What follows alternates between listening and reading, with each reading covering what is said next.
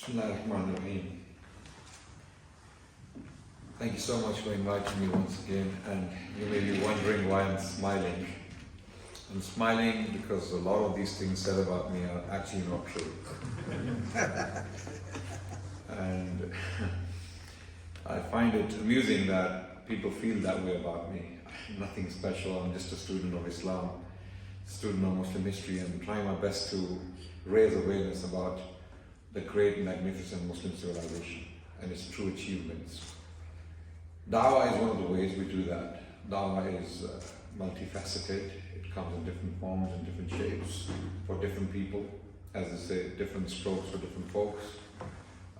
We have intellectual domain, we have the masses to deal with, but it has to go on. It can never stop. I've talked about it today on multiple occasions.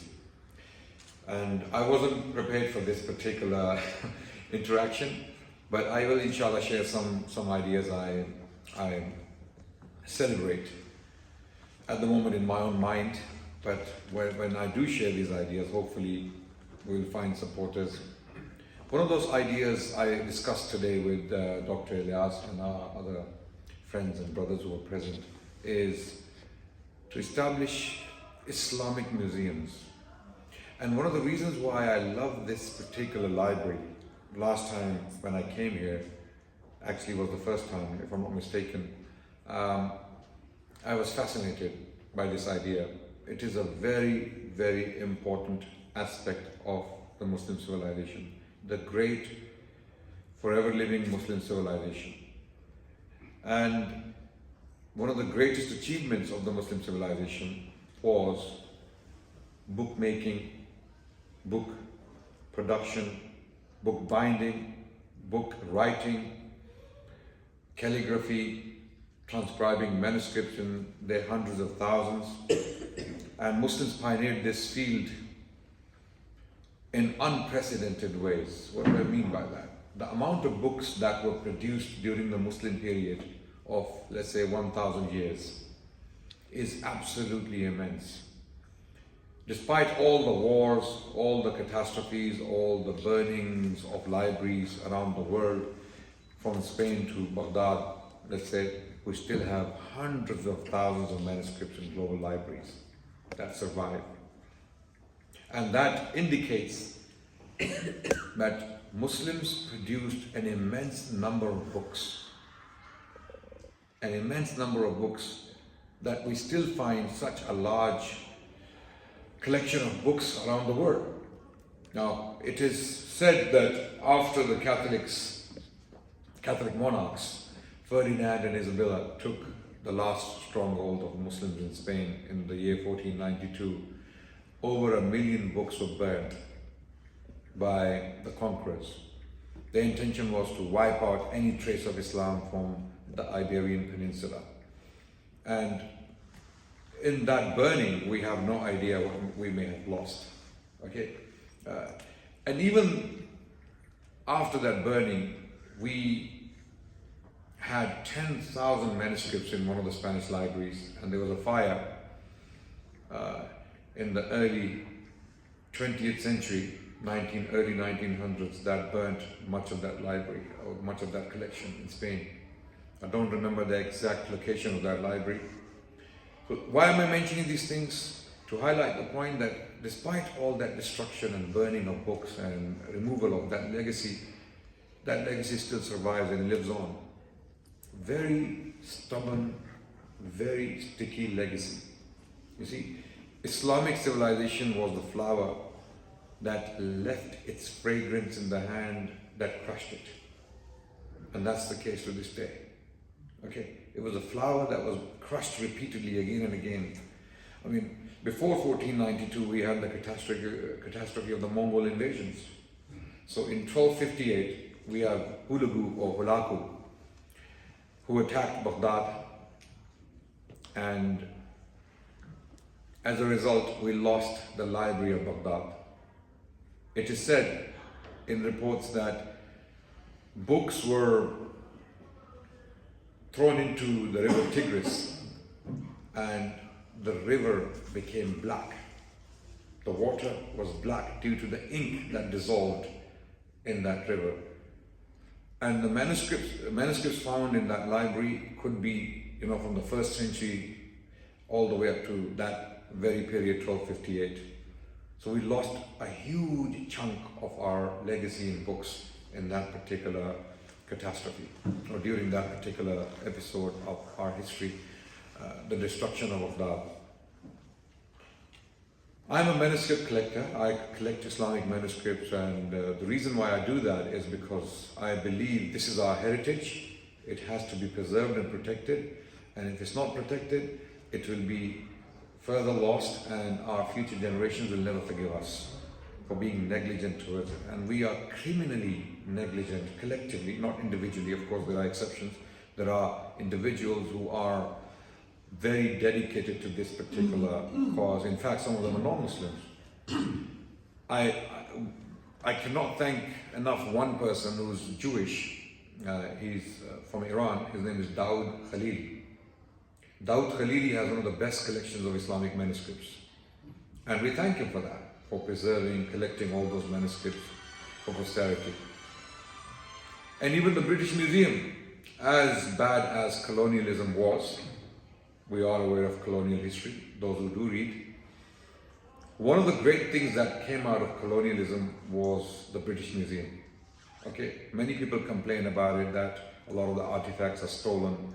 They were robbed from the original countries, and now they are kept in the British Museum. I'm of the opinion that the British Museum, if not the colonial establishments of the time, did us a favor.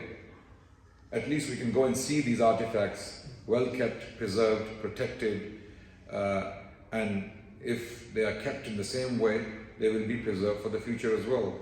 Now, those countries that complain about their artifacts being stolen and lost, if you look at the state of history and historic objects and archaeological sites in those countries today, you will cry tears of blood, because I have seen the state of history keeping in those countries. So they have no right to complain about these things, unless you can prove us wrong or prove me wrong by resurrecting museums where you can actually preserve your history and heritage. So I am for protecting heritage. Whoever does it, I'm with them, because heritage is a collective legacy of humans. In particular, our Islamic heritage is our source of pride, our source of honor. If we lose our history, if it's lost to destruction, to theft, to vandalism, to wars, then we have nothing to look back to. We have nothing to look up to.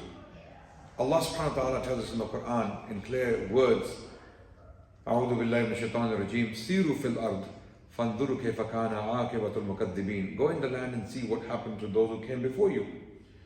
There were virtues there that can be repeated, and there were errors and mistakes that are to be avoided.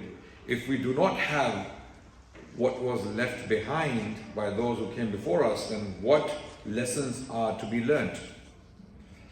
So these are my random thoughts I wanted to share with you, that this is one of the reasons I was very, very much fascinated by this project. This is a revival in the making. People may not realize the importance of libraries in this and that. And a book can never be replaced by PDF. Okay, no matter how beautiful that PDF looks to you, and how convenient it may be to you, because it comes in your device and you can easily click and start reading, but that book, that hard copy, will never be replaced. Never. And the British Library understands that more than anyone else. They have over, if I'm not mistaken, 70 million documents in their possession. Yes. It's one of the greatest, or one of the biggest libraries in the world. Okay? And they have one of the best collections of ancient manuscripts. Codex Sinaiticus, one of the oldest complete Bibles, is in their possession. It was taken from Egypt in the 19th century by a man called Tischendorf. He stole it, okay, as things were at that time. He took it from the monastery of Saint Catherine, if I'm not mistaken, in Sinai, the region of Sinai, just at the bottom of Mount Sinai. There's a monastery there, Christian monastery, and this manuscript was kept there, and now it is found in the British Library and it's well kept. It is available to scholars and students alike.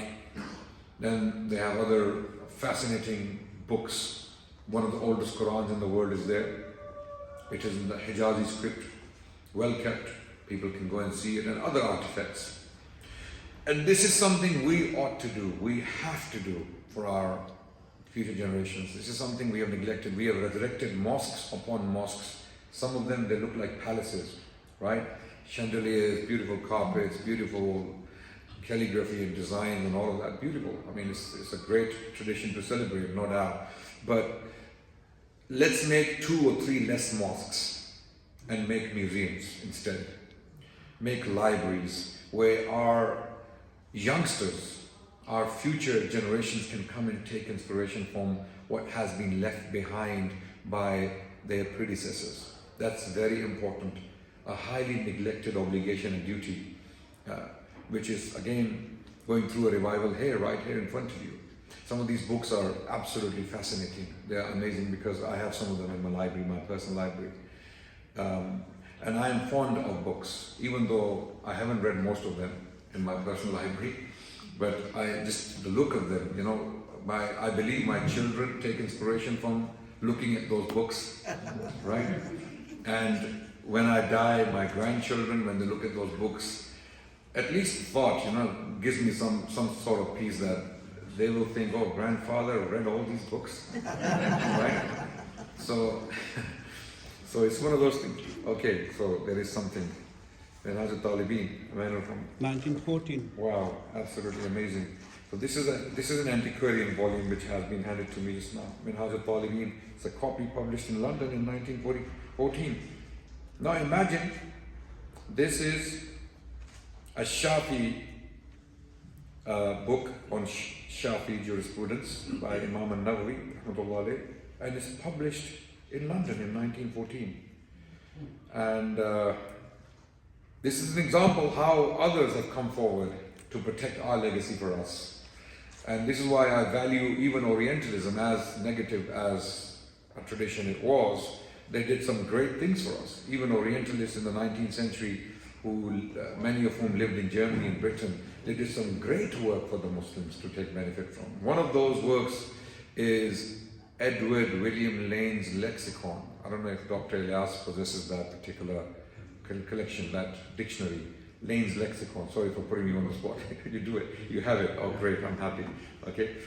That's one of the greatest achievements of an Orientalist, to translate Arabic terminology into the English language. I think it's still one of the best dictionaries in the world. It was a product of Orientalism. Edward William Lane was a man who lived in Egypt in the 19th century, if I'm not mistaken, 1830s, 1840s, and he compiled this great dictionary. And there are other works that were produced by Orientalists for our benefit. An amazing outcome of Orientalism was a book defending the spread of Islam, amazingly, right? There was a man called Professor Thomas Arnold who taught in India, who taught Iqbal, the famous poet, the famous philosopher poet of the Indian subcontinent, the poet of the East, as he's often referred to, was a student of Professor Thomas Arnold, who was a philosopher par excellence. And he taught at Aligarh University and taught at the Government College Lahore. And Iqbal studied under him, and Iqbal was inspired by the teachings of Professor Thomas Arnold. Thomas Arnold could see that some British Orientalists are deliberately writing hostile works on Islam. People like William Muir, who was a British colonial officer in the Indian subcontinent, who was actually present at one of the debates conducted between Sheikh Rahmatullah Kihranawi, who authored the book Izharul Haq later on, and founder, who was a German missionary working in India, in particular the city of Agra, preaching the gospel, okay, and the religion of Christianity in the streets of Agra, challenging Muslims, Muslim scholars, backed by the colonial establishment of India.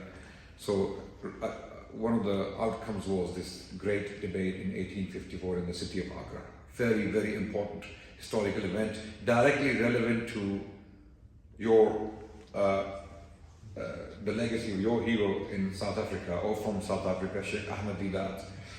Now, where's the connection? Sheikh Ahmed Deedat, if you know his story, found a copy of Izhar al-Haq, the book authored, the very book authored by Sheikh Rahmatullah Kiranwi, in a storeroom when he was used as a punching bag by missionaries to practice their arguments on this young man called Deedat, right? And he found this book, and this book changed the face of Dawah in the 20th century. This very young man who later on became the old man, Sheikh Ahmed Deedat, kick-started or revived the dying obligation of Dawah in the 20th century. And what you see around the world on social media, TikTok, YouTube, and Dawah debates and discussions and dialogues are a doing of Sheikh Ahmed Deedat and his example.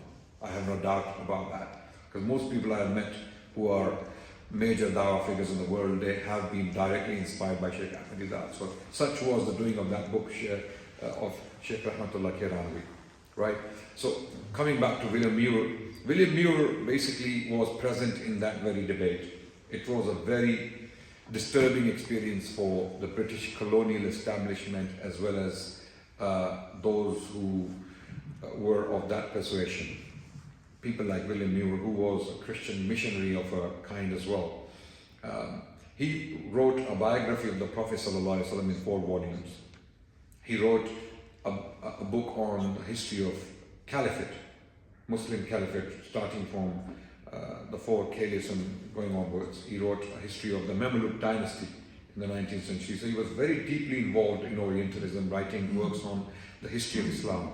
So there were individuals like that writing negative work, hostile works on Islam. So Professor Thomas Arnold was a very sympathetic philosopher towards Islam. He had sympathy towards Islam. He liked the Muslim legacy, and he was friends with many Muslim scholars like Maulana Shibli Numani was a personal friend of his, and so was Iqbal was one of his students. So he decided to write a book, and the book is titled The Preaching of Islam, and it was a classic, published for the first time in 1896, the first edition, and the second edition was published, enlarged, expanded edition was published in 1914, if I'm not mistaken. The Preaching of Islam. It's a must read for every Muslim. Even though it was a product of Orientalism, it is a must read. So Orientalism wasn't all that bad, as negative a tradition it was. It wasn't all that bad. It gave a lot of positive things for us to take benefit from. So why am I mentioning these things, these random thoughts, is because I am just completely inspired by this example, and this needs to be repeated all over the Muslim world. This and museums that display our legacy, that protect our legacy, that educate our youngsters primarily, our youth, our future generations about the great Islamic civilization, the positives and the negatives. So someone like that who has that kind of appreciation for the Islamic civilization, I love everything to do with the Islamic civilization, whether it's positive or negative, because it's our story. The positive, just like a person who has good things to remember and bad things to remember. But you got to remember those things so that you can take lessons from them. So I collect everything and anything that comes from Islamic civilization, and if I have the ability to get my hands on it in all legal ways, if possible, I will definitely get my hands on it somehow. Okay, so it is, I believe, a forgotten obligation, to protect our heritage and legacy. And that's why I would like to congratulate Dr. Ilyas and his endeavor. I mean, very, very, very important. Very important. We cannot thank people like you enough. I don't want to praise you to your face, but I'm truly inspired. This is one of the examples I mention everywhere I go, that South African Muslims have done something amazing. Okay, we may have other examples like this. I'm not aware of them. In particular, the Western world, there are institutions. The Ismaili Center in London, they've done some good work in this regard. They've published some amazing, but they focus on Ismailism, right? Mainly, their main focus is to revive the history of Ismaili thought, okay, which is like a fringe element of the Muslim civilization, no doubt. Okay, but it is a great endeavor to protect and to preserve our heritage for our future. So coming to your request to talk about Yvonne Ridley and all that, maybe we can do that another time. But I'll quickly mention I had an interaction with our sister Yvonne Ridley. You must listen to her when she attends. She's a dynamic woman. She has amazing experiences to share. She went through a lot. She went through a lot in the last 20 years, from the time she was captured by the Taliban, and then when she was in prison and she was told by one of the Taliban commanders to read the Quran. I met her in London soon after that at Regent's Park Mosque, and I asked her this question when she was not a Muslim, that, are you contemplating Islam? And she said, well, I'm reading the Quran because I promised someone that I will read the Quran. And the person she was talking about that was that unknown Taliban commander, who knows who he was, Allah knows, right? She reads the Quran and eventually accepts Islam. And not only that, she becomes a very strong proponent of human rights, for Muslims in particular, because Muslim blood had become fair game, especially when we were facing the onslaught on media immediately after the catastrophe of 9/11. So she was instrumental in defending the rights of many wronged and oppressed Muslims. One of those cases was the case of Afia Siddiqui. Very famous, well-known case, and she did a great job in bringing her case to light, and that's one of the reasons why she was found. He was found in Afghanistan. Suddenly she appeared, and then she was sentenced to 86 years in the US. Her children were also found eventually. Her son was sent back to the grandmother. I have seen him personally. His name is Ahmed. Her daughter was found separately, speaking American English in strong American accent, right? And then she was left on the street outside her Afia's house in Karachi. And the third child, Suleiman, who was 6 months old at the time of her kidnapping, hasn't been found. So why I mention this is because this is one of her legacies, Yvonne Ridley's legacies. This is something she did for this oppressed woman, and she continues to campaign for her. She's a great woman. And I invite everyone to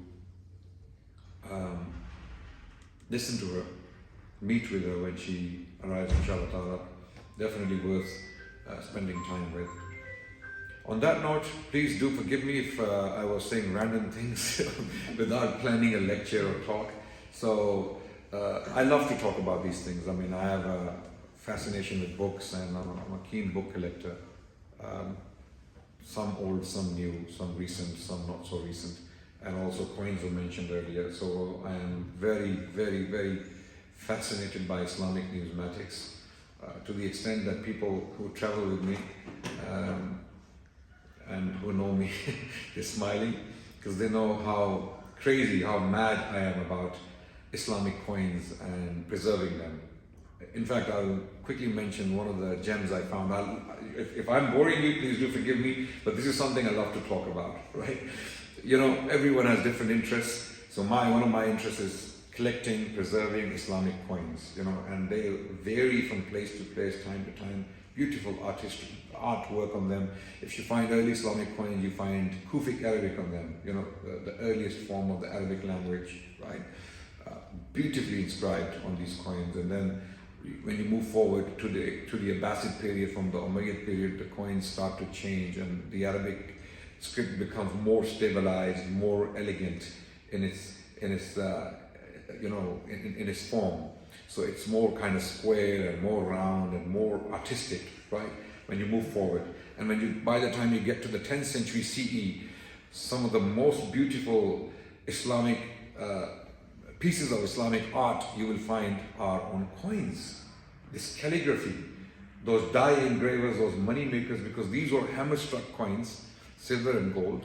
Dinars were gold and dirhams were silver. So when you look at some of these coins, the engravings on them, the calligraphy, the ability to carve with such intricacy and such delicate work on these dies made of, often made of bronze, they were used to strike these coins.